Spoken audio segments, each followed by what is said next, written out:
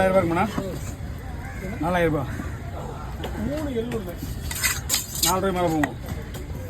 5 kilo தான் இருக்கும்.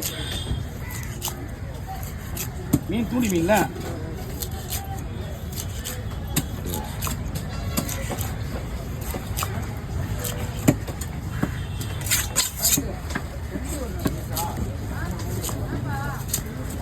நாலு கட்டி இப்போ 4 கட்டி வரைக்கும் அம்சம் நடக்குது. மீன் வரது கட்டி கிடையாது. போடலாம்ல அப்படிங்க.